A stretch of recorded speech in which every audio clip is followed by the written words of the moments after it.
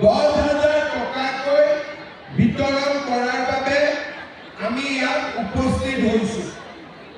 এগৰাকী মহিলাই যদিও 10,000 টকাকৈ লাভ কৰিব, কিন্তু যদি 36,000 মহিলা 10,000কৈ টকা যদি আমি যোগ কৰোঁ, আজি ঢকুৱাখানাত 36 কোটি 18,80,000 টকা ঢকুৱাখানাৰ আই মাতৃসকলে লাভ কৰিব। তাৰ মানে 36,000